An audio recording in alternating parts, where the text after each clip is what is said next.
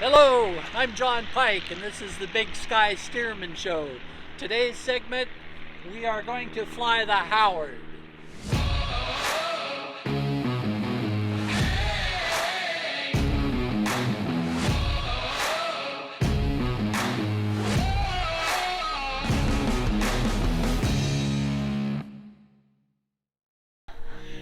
This is a 1943 Howard DGA P15 for Pratt Whitney.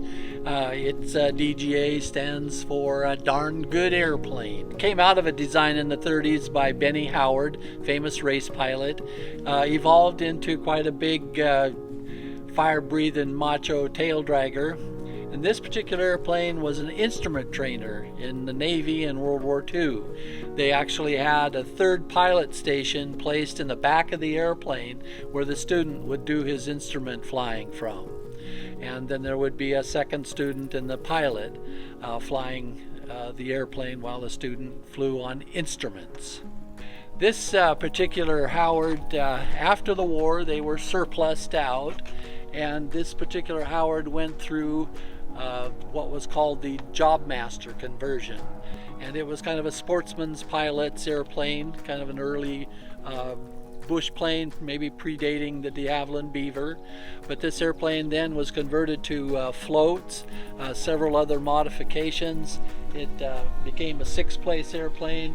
The seaplane door was added to the left side of the airplane for access when you're on floats. The airplane was a capable seaplane, although with this smaller wing it took a little while to get off. But the history on this airplane, it was flown out of Bethel, Alaska, bush on floats. Pat Russell owned it then and used it successfully as a bush plane. The airplane went into storage in 1985. We acquired it about 6 years ago, began the restoration, and realized that it was going to take more resources than we had to finish it.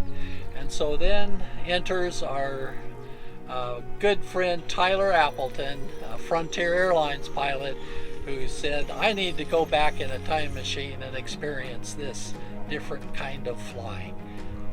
Tyler, you've been flying professionally all your life. You started as a kid, you've flown just about everything, a lot of heavy jet time, and you're currently with Frontier Airlines.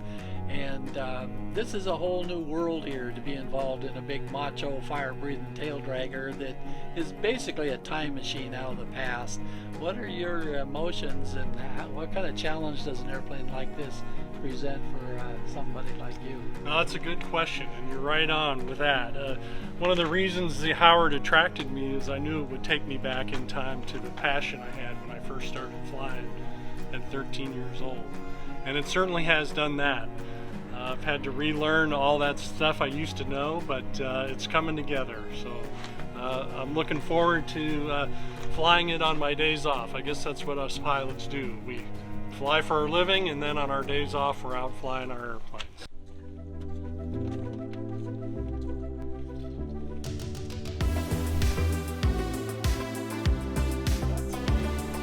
All right, throttle cracked, mixture's rich.